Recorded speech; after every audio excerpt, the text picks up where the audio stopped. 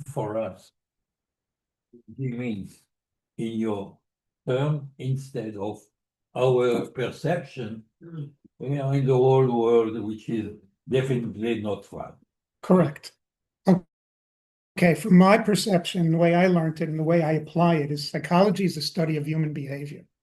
Without it, we don't understand how to get along with people. We are inherently built to do certain things. We have certain aspects and personalities, have certain styles of coping with people and life and challenges. And that's how I'm going to try and apply that knowledge base to the characters in Tanach as we go along. I've always thought that it's important to look at these individuals that we learn about in Tanakh as real people with real human personalities and challenges and foibles. And if we don't see it that way, then they become sort of a myth, which, by the way, is what Hollywood has done with all the characters. I think there's much more to it. And I was interestingly that I was trained in a school, originally in a school that was essentially, professors were, 90% of them were very Freudian, and they had absolutely no belief in religion. That was one of the requirements to get into their training programs. But there were one or two professors that I had a special connection with who tended to be more behaviorists. And those behaviorists wanted us to learn to understand people rather than to try and give them definitions that were based on Freud's concept. Now, that's not going to use some of Freud's concepts, because I think some of his stuff is actually based on Midrashim, even though he would never admit it. Okay, so let's start. I gave a Dvar and Dvash, and it's your fault, Elisheva, that this class is going on, because at that Dvar and Dvash I spoke about the relationship that Adam and Chava had and how they made excuses for one another. I just want to run through that rather quickly so you get a feel for how we're going to build on that. What happens when God says that you can't eat from the tree of knowledge? What happens? You want it. Right. You definitely want it. What does Chava do? What does she say? Serpent comes along. By the way, Rashi says the serpent is the most powerful figure in some way in the whole Gan Eden. What does a serpent do?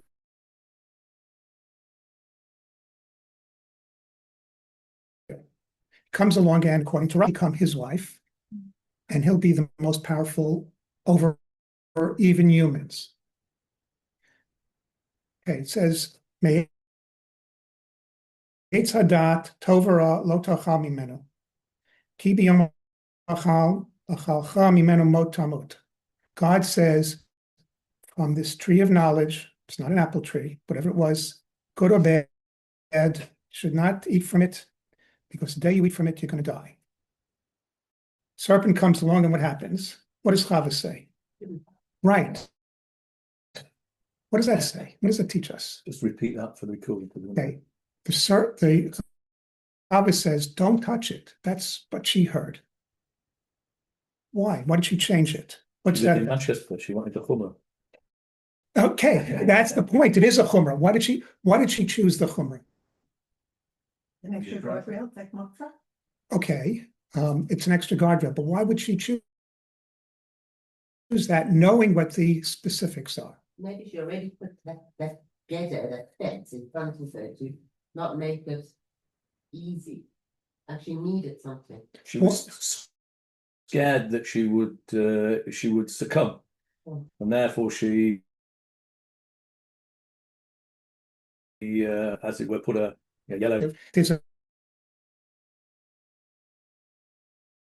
bit of a compulsion here. Why does she need that extra limit if she knows what the rules are? She doesn't trust her instincts. She doesn't trust her own instincts. So what does this serpent do? Pushes her against the exactly. tree. He pushes her against the tree, and suddenly she sees what? Nothing happens. So if she can do that, then why can't you eat from it? So God's all wrong. So That's what happens when somebody's confronted with a compulsion. We treat obsessive compulsive disorders nowadays primarily with something called ERP, exposure response prevention. If you're afraid of scorpions, you pick up a scorpion and you're no longer afraid of it. You're exposed to it. Your response to it has changed. That's exactly what happened here. But she pushed it a little too far. And then what happens?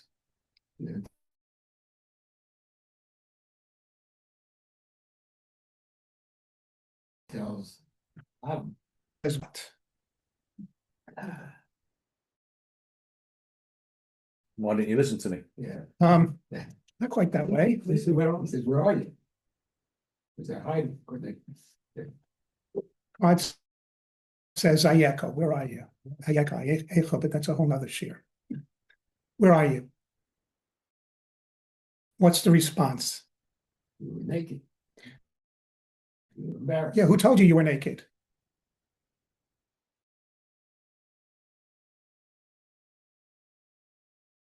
Minha ate. Did you eat? This is, psychology This is 101. enough with that painful childbirth from.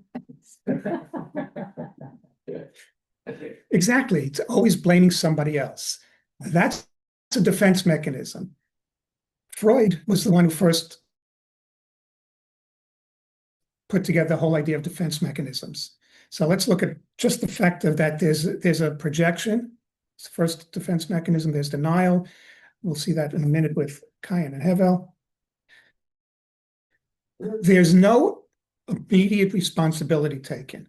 And that's how you defend yourself from being accused of something. Wasn't me. Exactly. It wasn't me. This is basic psychology, and we have to learn from this. She made me do it. No, the serpent made me do it. Well, you did it. No excuses. Okay, let's move on.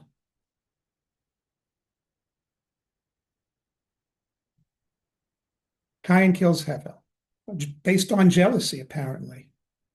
Another human shortcoming. Why do people get jealous? Because they want something they haven't got.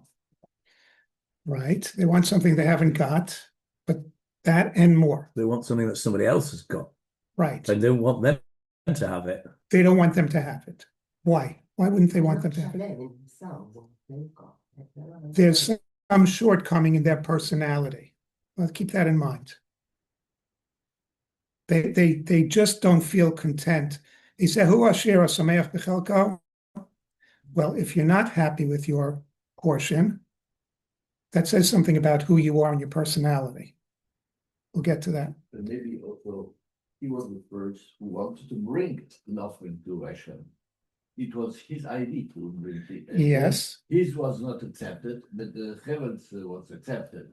So he had also a problem with it. Maybe I come with it, up with it, and the others is accepted and not mine. Right. Can you just repeat it for the recording? So you're right. Cain came up with the idea of bringing a sacrifice. That was his idea initially. His was not accepted. Maybe that caused his jealousy. Still, it's jealousy. Okay, besides that, he gave from the weakest portions as opposed to Hevel gave from the best portions. So he may have come up with the idea, but he took a shortcut. Again, it's an insight into the type of personality. If you're going to give, you have to give with ganzen hearts. You have to give with your full being. Okay. God comes along and says, "Vayomer Hashem el Cain, ei hevel achicha." Can I just stop you there for a sec? Sure. Because I think that's a very interesting point. We see, don't we, on occasion, people give, and they don't give with a full heart, as you say. But I'm just wondering here, because normally when people give not with a full heart, why do they give at all? They give at all because they want to be seen to be given, right? So, you give something and look at me, I've given it, but you don't really give it with a full heart. You just want to be seen to be given. But that can't have been with Cain because there was nobody for him to show off to. To Hashem. He's showing off to Hashem. But Hashem knows that he's not doing it with a full heart. The folk watching us here don't know that's not with a full heart. Why didn't you accept from Cain, he accepted from Adam? So what I'm asking, there's a slight sort of difference here because we in today's society, we know that there are people that give and they don't give it with a full heart, and that's for the onlookers. But there weren't any onlookers here. Yeah, they were the Yes. parents. Oh, The parents, the Ah, brother, they were all there. So Now they you get were into there. all kinds of midrashim about how many people are actually alive at the time. There's a whole nother issue here that I don't want to get into. No, don't go there. Okay, yeah, that's fair enough. Yeah, the parents and the brother. Yeah, okay, they were the onlookers. They were the ones that he wanted to impress. Okay, parents particularly, probably. Yeah. Okay, yeah, good. That's fine. Thank you. Okay. And internally, he didn't want to actually give the best. But that's That was But the interesting thing is when you give and you don't want to really give and you give not of your best, it's because somebody's asked you to give. This was his idea. There seems to be almost like a stealing. I'm not so sure that that's the case. I mean, it depends which metric you believe. Well, so it wasn't his idea. I don't know. I just don't know. Okay, interesting. Sorry, You don't see nowhere before calling an offering before. Nowhere. Maybe Adam and Chava were given, but we never saw it. In the Torah, it's not written. So it's new. I'm defending Cain. He doesn't know that he has to give from the best because he doesn't. He comes up with an idea that looks new for us, at least as far as we know. So he gives, okay, I can give to show up that I can give something. By the way, before this is exactly the way I'd love to run this hour, because there's a lot that we can learn by just discussing the options. What do you want to say, Naomi? I think it's interesting, like why he didn't do the better offering, or he didn't do the malay or something like that. But regardless of, I think we're missing the greater picture is why he felt the need to get rid of Cain, because why he killed his brother, because his offering wasn't accepted. And what caused that jealousy? Instead of looking inwardly, he and doing some introspection, like he just said, I'll get rid of my competition. It's like those two ice skaters. Oh, you were They the shoot she. past the other's knees. Yeah. Okay, but that's an interesting Tanchuma here. That the Medrash Tanchuma says to God, I don't know, I'm my brother's keeper. Tanchuma interprets that to mean, hey God, you created me this way. You created me to have this evil inclination. So again, we're projecting blame. Right. That's the bigger issue. That says something about the personality. Adam Chava always used to say, there are two types of people who become great or greater than others. One is the guy that grows, and the other is the one that chops the legs off of everybody else. So he's higher than everybody else. And that's exactly what Naomi is saying here, that Cain did. Instead of growing himself, he chopped the legs off, chopped more than the legs off. Yeah, But, he got rid of the opposition. Exactly. Okay. There's another psychological view of this whole, in particular, called the myth of creation, that I think is very interesting. And this comes from Jung. And I just want to spend a minute on it because it kind of puts a different perspective on this as well. First of all, Jung makes a point of looking at the actual words and Bereshit. What's the name that we have for Adam? Adam, right? It's first man. It comes from Adama, makes that point. Then Chava, he's the life giver, the definition of the word. Right? What's the definition of the word Nachash? Linchesh means to know, to divine. To divine. Yes. We have it with Yosef, with his Geviyah, with the cup. He tells his guy when Binyamin is framed for taking the cup, he says, "Isn't this the cup with which my master is Nachesh?" Right. It divines. Right. So from that perspective, using those words, Jung develops this whole theory that Gan Eden, the experience of Adam and Chava, is a transitional period in human growth. We are learning how to arise, learning how to deal with people, learning what our egos are about. And we are growing from that. So Adam is a definition of what Jung calls the undifferentiated ego, meaning he has to learn how to take care of himself better. He has to learn who he is and grow from that. Chava is learning to be more conscious of who she is and making responsibility for not these extra chumras that she puts on, but taking care of the curiosity she has and controlling that with the right techniques, not extra compulsions. And okay, this is a little bit confusing unless you know a little bit about Jungian psychology. So I'm just going to say it, unless you have specific questions, I don't want to get into it. The Nachash, the serpent, is the shadow. In philosophy, psychology, the shadow is the negative ego, the person that you never want to become. That's the threat.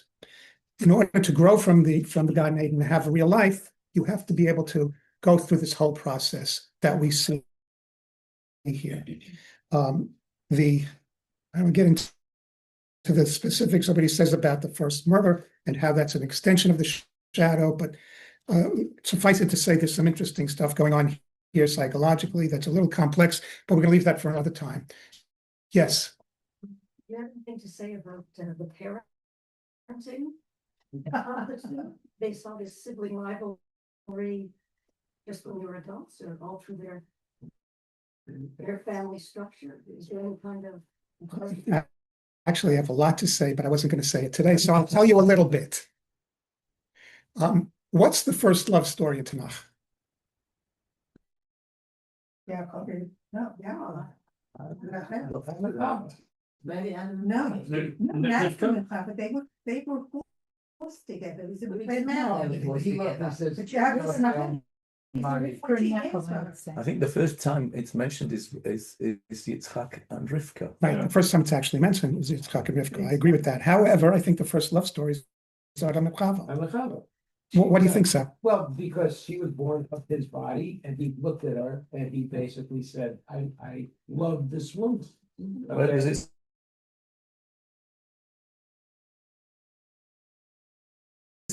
Because he chose that name. He was the one who chose the name. But there's more active here. Any other, before I tell you my bias? She was created perfect for him, therefore he must have loved her. Right. I gave a series. Should update the word. And God was a shadchan. And God was a shadchan. The same things for you. She said it's like AI. No, you know what it's like?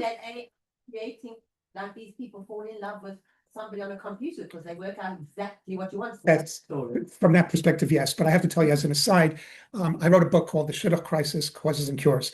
And what prompted me finally to write it was our daughter Karen was going to Florida to our nephew's wedding. She went a week before we went. She wanted to be there because my parents were there. And she wanted to help out with the wedding. And she was very close to our cousin, still is. And she sits down on the plane. And she sits next to this nice young guy. He's wearing a kippas ruga and his tzitzis are wrapped around his belt, typical YU guy. And they start talking. Turns out that this guy is also going to the wedding. Turns out that he's best friends with my nephew. And they've been going to yeshiva from kindergarten all the way through Yeshiva University, Israel too. And they start talking, and suddenly it's a shidduch. 6 months later, they're engaged. Soon after they're about to get married, a week before the wedding, I get a call in my office in New York, and it's from a shadchan. The shadchan says to me, Dr. Salamon, we have a problem. What's the problem? This is not the way we do it. What do you mean this is not the way we do it? There was no shadchan. So I said, Hashem Yisbarach with the shadchan, and I hung up on him. Same with Adam and Chava. Beautiful story. Same with Adam and Chava. But even more so, it struck me that when I was dealing with a couple that had some very severe marital conflicts, that was triggered by the fact that one of the children died. Adam and Chava got back together and had another child. Who was that child? Chase. That's a love story. They got through their issues and they built a life together. You know, the Maharal says, why do we break the glass under the chuppah? That's not the Maharal says yes, but that's not the other. There's another reason that he brings. So remember where the Maharal. Okay, where does the Maharal come from? Prague. What was Prague famous for in the days? Glass. Right. They made blue glass. Blue glass is made from broken glass. Maharal's, by the way, there was an auction at one of the major auction houses in the United States for a blue glass vase that was, I guess, from the 1600s. That small vase, maybe this high, fetched somewhere in the vicinity of like $50 million. So this blue glass is very valuable. Maharal said the point of breaking the glass is that if you bring it together, you get something even more valuable. And that's why I think Adam and Chava is the first love story. Anybody want to argue with me? They had to learn their lesson. And that goes back to what Jung said. They had to learn to grow up and go past this protected environment because we all have to live in the real world. And they are the model for that. Can I just go back to the shidduch thing? And I'm not saying this flippantly, although it might sound it. I don't mean it to sound flippant. We see, don't we, that, you know, a person can go on many shidduchim until the right one comes along. There's a medrash, isn't there, that which I think is almost mafurash in the Chumash, that every animal was brought to Adam as a shidduch. And he rejected each one. He rejected, no, that's not for me, that's not for me, that's not for me. And then HaKadosh Baruch Hu said, oh, it's no good for him to be on his own. We'll make Chava. And he then made the perfect match for him, which is an indication that a person has to do his ishtadlus in a way. You can't just sit there and wait for it. HaKadosh Baruch Hu didn't bring Chava until Adam, as it were, had tried out all the animals, right? Right, exactly. And I think that's an interesting point that we can raise, that, you know, your shidduch crisis is your expertise, but we see this, don't we, where people say, oh, I've just to wait for the perfect one. Well, you've got to do your effort, make your effort. Exactly. Yes. You describe it as a love story, I think. Yes. So but we don't really know the nature of their relationship, or whether it was like a river cat or a bird kind of relationship. And it's possible that there wasn't much choice, right? Given where they were at in history, they were with each other, and there was no other option. And it was utilitarian. It was kind of transactional. Maybe they had another child. You know, who knows? That's very mess. But I don't know. Is there any evidence of that? Well, there are all kinds of midrashim about how many other children they had, or how many other people God created once they left God Eden. I'm not sure I want to get into that, because, you know, some of these midrashim are a little high for me. So it's not so simple. But I think what Johnny just said is indicative of the fact that they were created for each other, yes, but they actually chose each other, and then chose each other again. They came back to have more children. So going back to, not going back to Young, because I don't know Young from a hole in the wall, but if everything it's an evolution, okay? You start with two people, you start with Nachash, who is testing one of the two originals, okay? And you start with, you know, the death of a child. So in a sense, it's a story that Hashem it's not something, it's not really shocking that one of the siblings would kill the other sibling. It's not totally shocking that the first sibling, as we call it, okay, would have his, you know, basically, as you say, his donation to Hashem rejected. Okay, because if it was accepted, then everything changes. Well, that's the point. Yeah. So, I don't think these are psychology.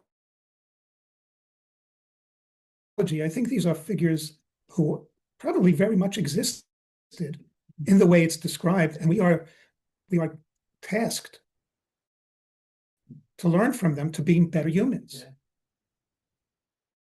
I mean, we could watch all kinds of movies about this, and that doesn't really give us what it's actually human day-to-day existence. These are people who had their struggles. I don't know what Gan Eden actually meant. Was there just a garden where these two people were placed, but there's a whole world outside of people existed? I don't want to get into that because that doesn't mean anything to me. What means to me of real importance, maybe because I had this leaning towards being a psychologist, to my father's. He wanted me to be a surgeon, but no, I don't have time to be a surgeon. No, it talks to me in a way that says, look, there's things going on here that we can learn from, and we need to learn from them. So we have a person, a son who's created according to the Medrash, according to what we see, who is a jealous, angry murderer in a sense. And there's a line that comes from him that, and I don't mean a physical line, I mean a genealogy that has something to say about how we have to learn not to be like that. Now, we don't know about Cain's personality all that much, except that he gave from the best. Hevel. Hevel. Yes, he gave from the best. Actually, we do learn something about Shais, and we'll get to that in a moment. Maybe not today, because there's a lot of what to get into. Besides that, the fact is what we can learn from him, that, we're supposed to give you're from the focusing best. from the best. But do we learn from that? To be negative, do we learn from that? If you give from the best, you get killed. That would be a bit negative, wouldn't it? That would be. It's a fact. It's what we read. So don't be jealous of your siblings. But that's from Cain's perspective. side. From Hevel's perspective, I did everything right. I gave of the best. Yeah, but the answer to that can be very simple. We can't predict how life is going to be, so you have to do your best anyway. It's advertising for resilience. Yeah, it's an advertisement for resiliency, yes. You're spending too much time with me, Neil. And I didn't even read this. I don't know what their relation in them. Maybe there was a relation of competition somewhere. But I would assume that they were very competitive. But then again, that's sibling rivalry. Yeah. There's a lot to learn from that perspective as well. Maybe we should talk about that for a minute. What is sibling rivalry? Oh, how would you define it?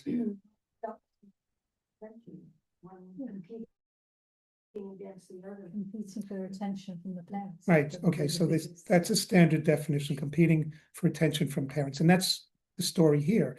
But I think there's a deeper underlying story here, and maybe this goes back to your question about parenting. I know my brother and I, we weren't allowed to be rivalrous. We weren't allowed to do it publicly. I knew three brothers. I have some friends who were three brothers. My friend was the oldest one. This is when we were teenagers. He actually became a psychologist in Washington, D.C., as it so happens. There were three brothers. And I remember this. I was only a teenager. He was a little bit older than me, this guy. And he was a very bright guy. And I liked him a lot. And I looked up to him a lot. And one of the things that I remember that he said was about the three brothers. He says, we were always vying. He says, either to be the best one or to be the black sheep, but never to be the middle one that was neither one nor the other, because obviously the best one got attention and the black sheep got attention. But the middle one, none of the three of them wanted to be the middle one. So if they couldn't be the best, they had to be the black sheep, they had to be the worst, because that was attention. So it was very, very clear from what he was saying. And he was, he was only a teenager at this. He might have been 19, I was 17 maybe. He was obviously destined to be a psychologist, which he is. But he'd seen that very clearly in his own three brothers. Very interesting observation. So That's the point. You either vie for positive reinforcement or you vie for negative reinforcement. That's what sibling rivalry is all about. What about after the parents pass away? Like, what happens to sibling rivalry? Is it just their habit carries on, or does there have a change in the dynamic? Okay, there's always a change in the dynamic, and it's hard to predict how it's going to play out. So that's the interesting part of psychology to me, is that you never know exactly how things are going to play out. And there's one that one general rule that I think holds across human behavior, and that's the best predictor of future behavior is past behavior. So if the rivalry was so intense, then the odds are it will continue. If it wasn't that intense and there was this cohesiveness between the siblings, then that will grow. Again, you can't predict. You have to know some of the background. Any other comments, questions on this? All older than me. And they took care of you. No, Oh, despite what people would think, but anyways, yeah, there was, between number 2 and number 3, there was tremendous sibling rivalry. They also were born very close together. But, and it took a long time before they regrouped and forgave and stopped the estrangement, and now they're good buddies, I'm happy to say. that's great. But I don't think my parents' parenting style did anything to improve the situation. There were sort of expectations by parents. You're talking about what expectations of parents on kids. What do we expect from our kids? Or by John, you talked about your brother becoming a psychologist, and maybe your parents were happy, or your parent wanted you to be something else. Yeah. Yeah, my parents wanted to be a doctor, so I was a good boy and I became a doctor. There you go. That's what my brother did. Yeah. What? I never. I must say, I think Yeah. I have one siblings. We have 2 of us. My sister is 8 years older than me.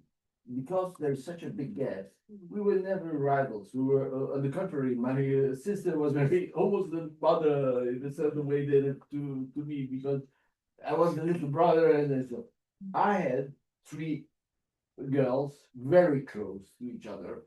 In less than 3 years, they were born.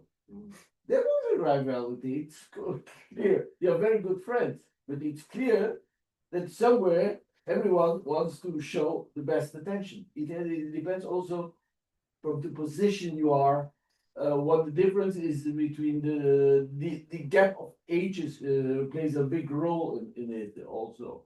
Because the situation is when you have 8 years difference, or when you have 11 months, then like 2 of my daughters, the 2 years, it's very, very small. Yeah, I'm youngest of 3, and 4 between each of us. And was growing up, I was always much closer with my oldest sister, rather than the one that was closer to me in age, because we were too close in age. We vied. There was that vibe. Can we talk about Hashoma Achi Anochi? Can we get a psychological take on Am I my brother's keeper? Because I think that to me that is a very fertile area for looking at a personality thing, and even sibling rivalry that we're talking about now, I think comes out with that expression. Where's your brother? What's it got to do with me? It's nothing to do with me. Am I my brother's keeper? Yes, we could do that, but I want to do that from a slightly different perspective. Let's move on in the parsha a little bit. Who's Naama? Anybody remember that name? It's in the parsha.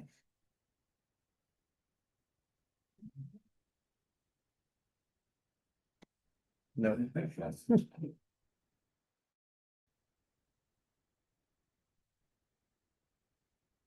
And where does she descend from? She has to be a descendant of Cain, right? Of course. She could be a descendant of Case. She's not. Cain, known for her beauty in Genesis, and the Ammonite wife of King Yeah, well, that's okay. She's a descendant of Cain. It says goes to Valkain Ama. I don't know. The English translates it as the daughter. Some people say it's a sister. Regardless, she's a descendant of Cain. Daughter of Lamech? Lemach. She's the daughter of Lemach. What is Lemach known for? Is a medrash. It's not necessarily Chumash. Lemach is a very angry person, according to the Midrashim. He's railing against God constantly. He's upset about life. He's accomplished, but he's not a happy person. Descendant of Cain. He's a descendant of Cain. Here comes this either sister or daughter of Tuval Cain. It's clearly a descendant of Cain. And she's called Naamah. What does Naamah mean? Naim, pleasant. He's very pleasant. He was Noah's wife. We'll get to that. Thank you. But I was going to leave that for next week. But no, that's okay. It's good. It kind of gives us transition. Cain is also an archetypal figure, the god of the food kinds, a lot of fire, if I don't mistake. That could be. You need to repeat it because Yeah, there's some sort of mythology that kind of god of fire in Greek. Yeah. Greek mythology. Yeah. I mean, I've heard that, but it's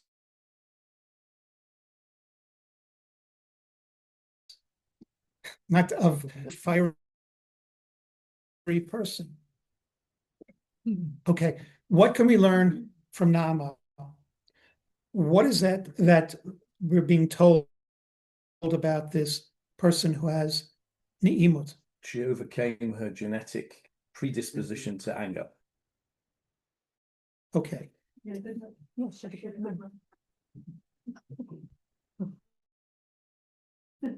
Where did you get that good mother from? Who's the mother? Yeah, I don't know. Where did you get the good mother from?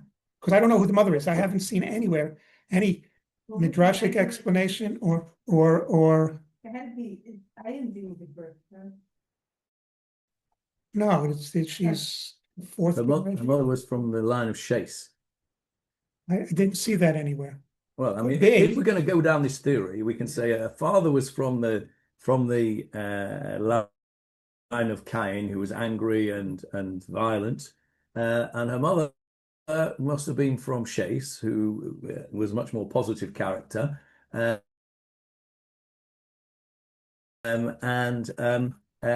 therefore she was, and she came out as a Na'amah. She came out as a pleasant person, as opposed to her father's line back violent. Go prove me wrong. But what about nurture?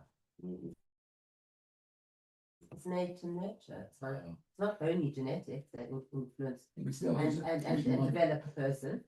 All wonderful thoughts. Let's take a second, go back. Cain and his descendants are known for their personality. This is clear throughout all the midrashim that talk about them. And so is Shais and his descendants. Core personality of Cain: jealousy, they have impulsive violence, they're alienated from others. Cain is essentially portrayed as someone who reacts in anger to any kind of rejection. That's his personality, and most of his descendants, those few who are described here in the Chumash and Midrashim, present them that way. The issue here goes beyond that, though, because they obviously contributed to civilization. How? Cain is known for building. He built a city himself. They took what's the word? Husbandry, animal husbandry. They were known for animal husbandry. They are actually known for metallurgy. I believe that's what Lemach was known for. They're known for creating certain types of music. Okay, personality for Shais, on the other hand, known for piety, restoring justice in a sense. he's called later on in Chumash, he's called the person who calls on Hashem. His piety is the one outstanding component of him. So there's religious worship and religious continuity and tradition, and preserving the nature of God. Okay, but we get to this conflict that I see from a psychological perspective between this issue of who Naama is, where she got her history from, and how she's a descendant of Cain, and this issue of nature versus nurture, what she learned, because the Midrashim present Naama in a way where she was known for her vocal skills. She was a singer. Some Midrashim use that for Avodah Zarah, and some say that she didn't.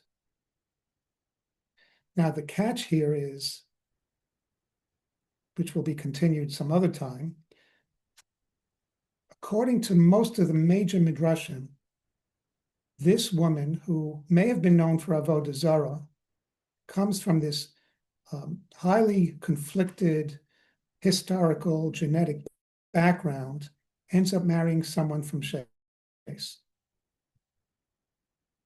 Who's that person? Noach. Despite some of the later Midrashim that say that she married some king from Ammon, that's not what we're talking about here. So there's a message in this. And the message in this is what? You can It takes all sorts to make a world. She's obviously a named person, so she's used some of that negative stuff to actually turn into a positive, to be a creative person. Because what you're saying about him was, you know, despite the fact that he was angry and he got things done, and he was able to be a very creative person. So presumably she's taken some of that creativity. Right. Okay. Yeah. I'm sorry, I didn't hear what you said, Jeff. So it takes all sorts, you've got to have all sorts of different characters to make a world. You can't just have the extremes or one or the other. You have to have it all. And then the trick is then how do you get to get along, I suppose, and to recognise that we've got all different personalities. And isn't that what psychology is all about, getting people to get along? Oh, I'll leave that to you. I'm still working on it. She worked, I agree with you, I think she worked on herself. And by the way she worked on herself, she changed from something negative to positive. It means that we are not static. We can change ourselves, and we are not only influenced by our background or by our genes. We can also become somebody different. So I'd like to end on a note related to all of this. I think what we're learning from Naama is that all of us made, but there's more. The first women in Chumash, in Torah, are presented in what way? Good. Right. Yeah, and all of that, and Fine, good. sorry, Good. good. Was Chava good? Actually, a couple, yeah. I mean, she wasn't necessarily bad. She They proved influence up, on but her husband. eventually she did, she got her own, okay. I'm going to leave that as an open-ended question for next time. Tune in next time. Yes. No, John, before you went, you still trying to get him to do that. Oh, brother's keeper. I was trying to get away from it. Thank you. Okay, we'll do it next week. Next week. I was asked to end at this time, so I'm ending. Okay, so the homework is what the homework. The homework is to think about the women in Tanach. Think about think about women in Tanach. And by the way, you can text me your questions in advance, and if you have any points you want to be addressed, please do so. And if you don't know my WhatsApp number, I'm Get it sure we from can me. give it to you. Yes, Johnny will give it to you. Thank you all. Thank you. It says her mother, Nama's mother, was Sila, and the only thing Nama is she was one of the two wives of Lemach. Right. That's what it says. There's no